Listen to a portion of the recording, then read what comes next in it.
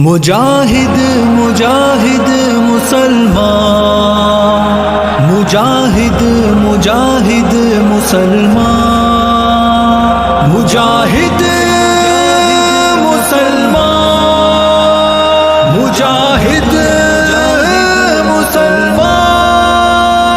वो देखो मुजाहिद मुसलमान, देखो मुजाहिद मुसलमान की शान देखो, मुज़ाहिर में तफसीर कुरान देखो, मुबातिन में ईमान की शान देखो।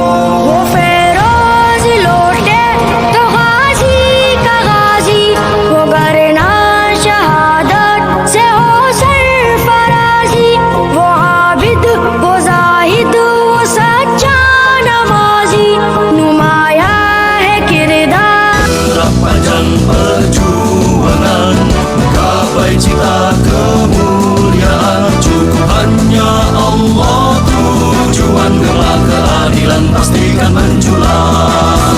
Kami berdiri di bumi ibu pertiwi, menorehkan azam suci turut mengabdi bela negeri.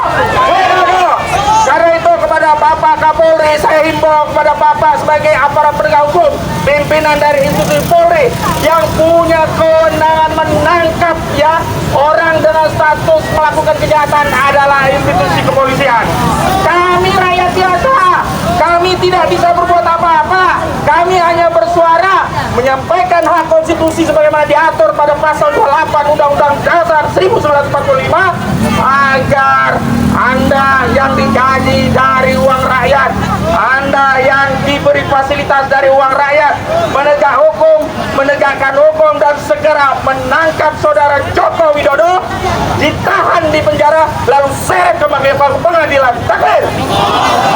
Yang kedua, kita prihatin di tengah rasa syukur kita ternyata Jokowi akhirnya lengser 20 Oktober yang lalu.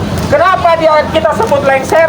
Karena sebelumnya dia minta 3 periode, minta tunda pemilu agar kekuasaannya bisa terus bertahta di istana. Akhirnya karena kita menuntut, bersuara dan menolak narasi 3 periode ataupun tunda pemilu, lengser juga itu Joko Widodo.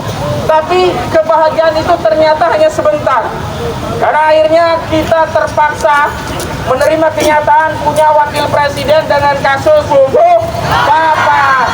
Badan Cyber dan Sandi Nasional menurut keterangan bocor Alun Tempo telah memberikan keterangan bahwa yang dimaksud Bubuk Papa adalah saudara Gibran Raka Buming Raka.